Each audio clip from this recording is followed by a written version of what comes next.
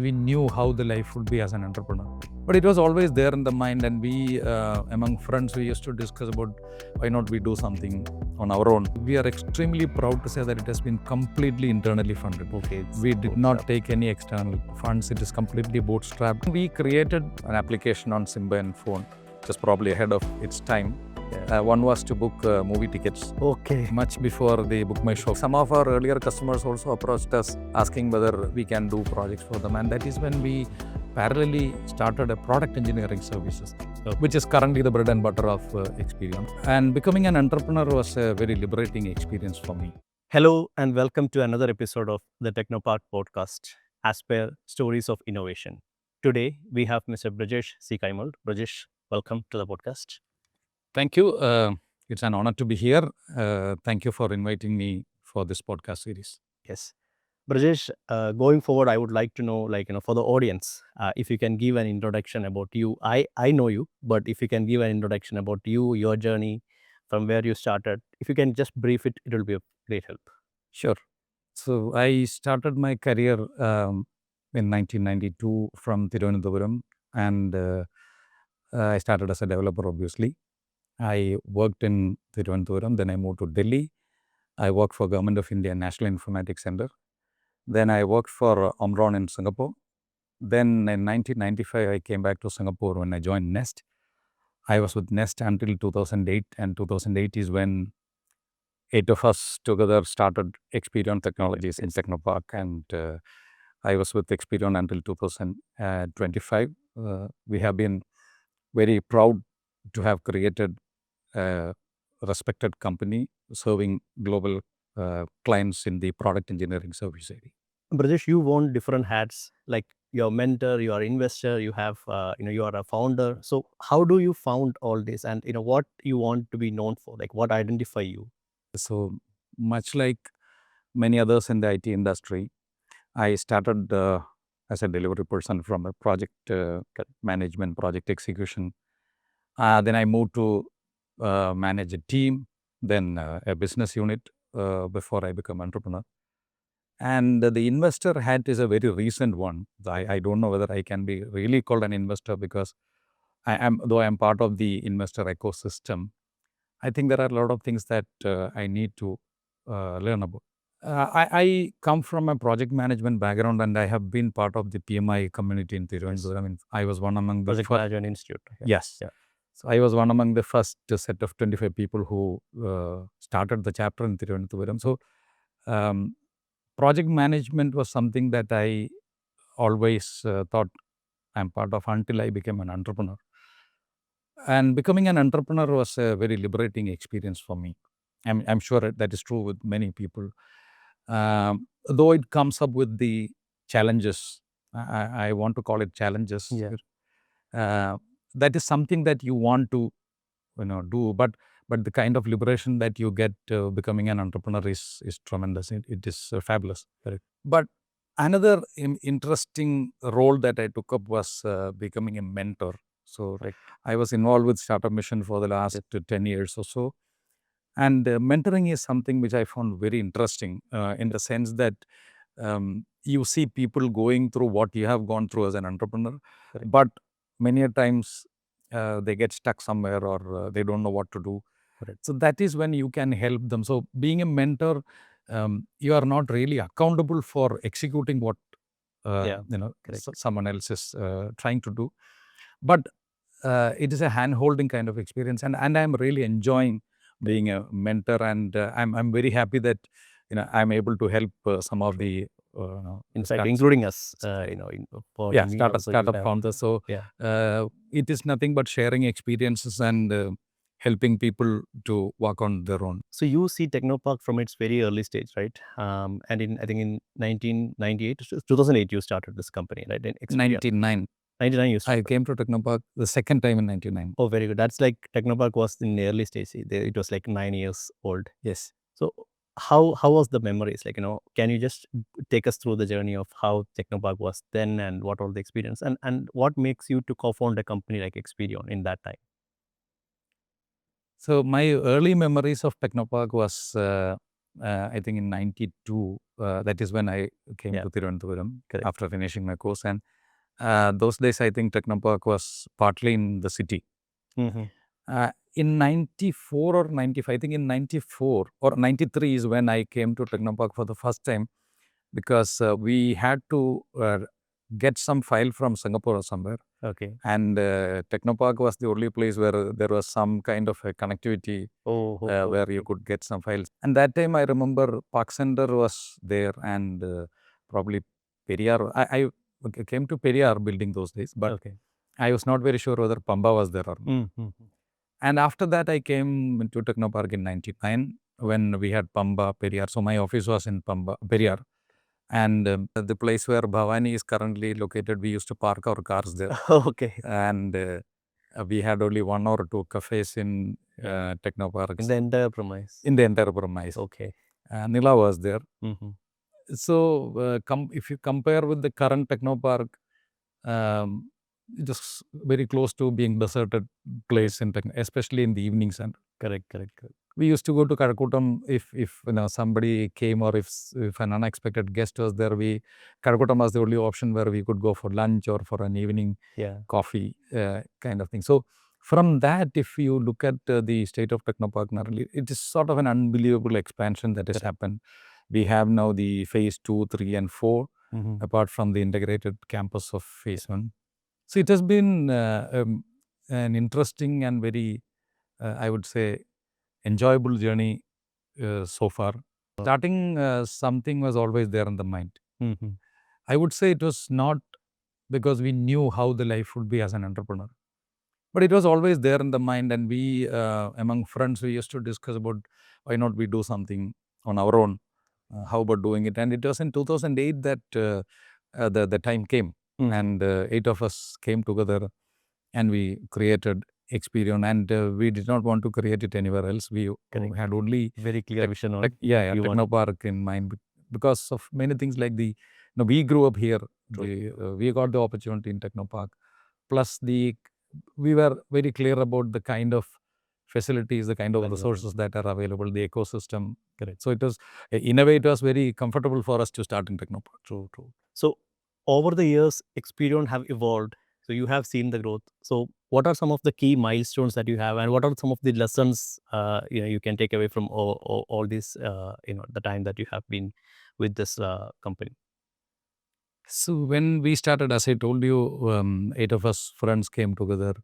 We had complementing capabilities and skills. Correct. So that kind of helped us. But right from day one, we wanted to create a company known for the experience and the excellence that it provides. In fact, the name Experion was coined from experience. Okay. So we wanted to provide that experience, both in terms of the return on investments for our clients and also for the pleasure of working with us.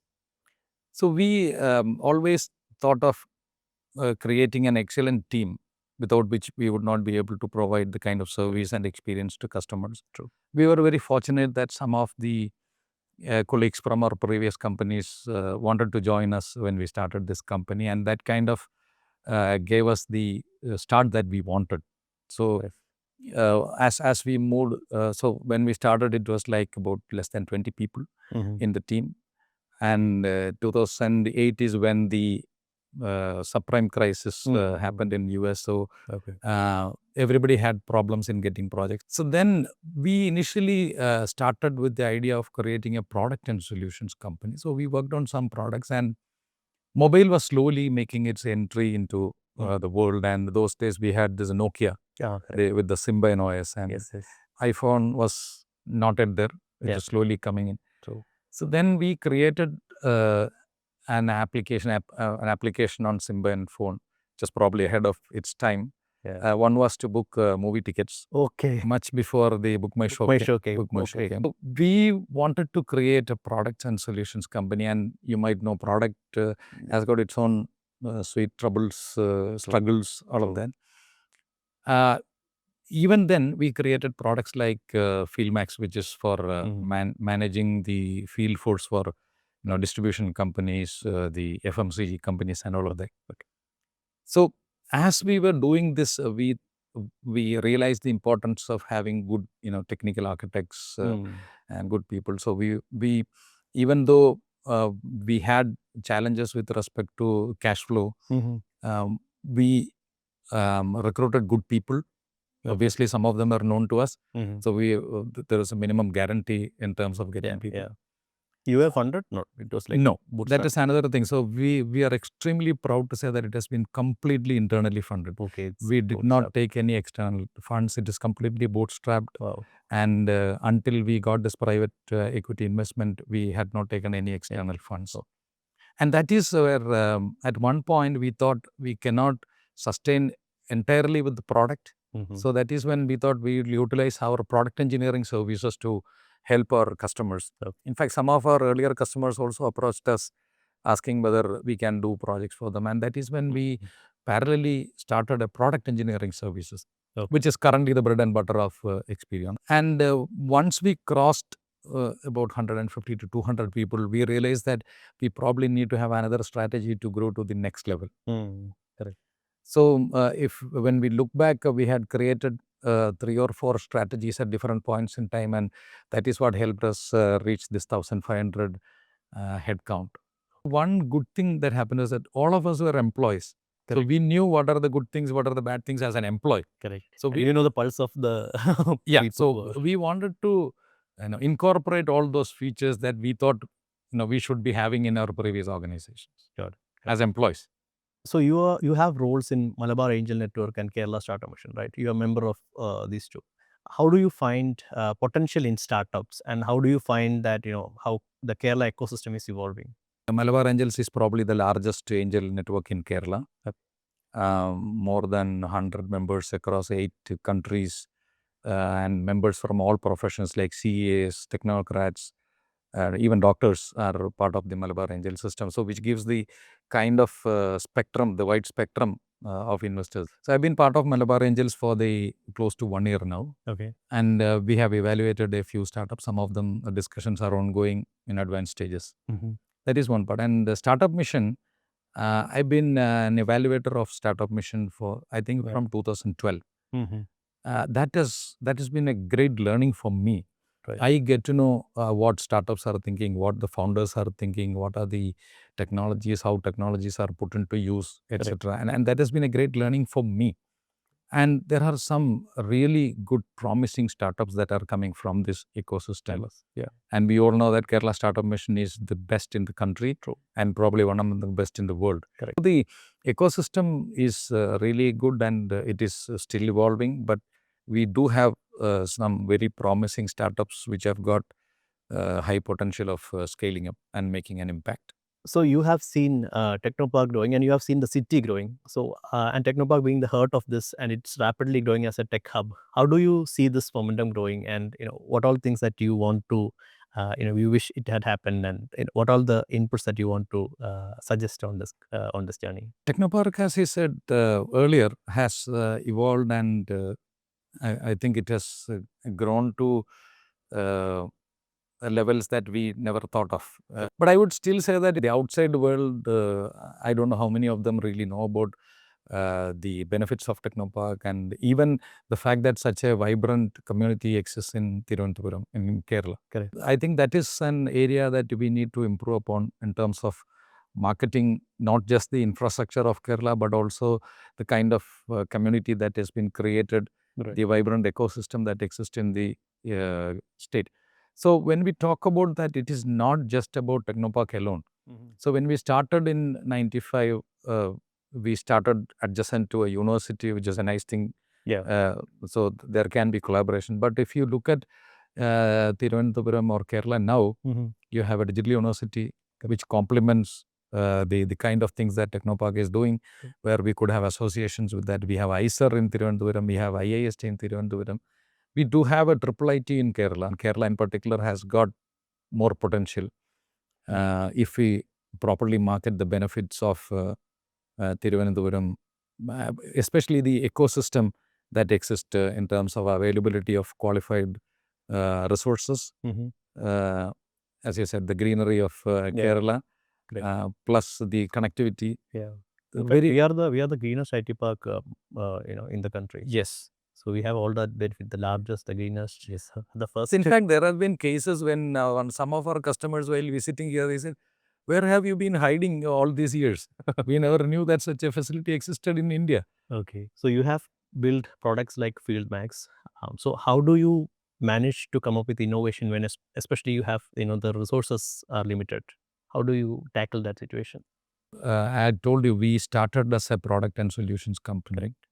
In fact, the some of our customers asked us, "What made you create a product in an OS like Symbian where resources are very limited?" Correct. We identified a problem in the market, and Mhm. the FMCG companies, their representatives go out in the market Mhm. and they fill up the requirements in a piece of paper, and in the evening they consolidate that and send it back to the company for delivery. Mhm. And that was time consuming, not efficient. They could not plan their production, etc. So Correct. that is when we thought, and mobile was making its way into the market, and we thought, why not we use the Opportunity. technology that is available. Very limited resources available in terms of taking help, and we had somebody known to us in Nokia, so we leveraged that contact to create some of the functionalities. And once this was given to customers, then there was no limit to the needs and expectations from them. So they started asking like, why not you get the location of the customer? Why don't you plot it on a map and then show us, kind of things. And that is when iPhone, iOS, and Android made its way into the market. Right. And we recreated the same product in Android and iPhone also. Mhm. Once we got into the market and started serving our customers, discussions with customers, we got to know the real problems that they are facing. And they had a specific way of solving it, but mobile was new to everybody. True. So we had an excellent team who were doing, Yeah. research and development in the back end. Correct. And they came up with the innovative ideas of solving this Solving problem, this. rather than going by the traditional way. Good. We could not have afforded Yeah. to have a big team there. True. But we had a lot of young engineers who were hungry, and then people were excited to work on mobile technology those Correct. days. Correct. Correct. So we had experienced people guiding them. So it was, but the innovations, the needs were driven by the market, and the way to solve it is what came through innovations. Good. So you have the experience of mentoring a lot of founders, right? So from this, have you identified any pattern, like some of the common, blind spots that they have, and how can, from your experience, how can you course correct them? Can you give some idea about that? So one of the things that I have seen is that most of the founders, especially from the tech background, they don't focus on other aspects rather than developing a product. For example, compliance Mm-hmm. or how to manage finances Correct. effectively.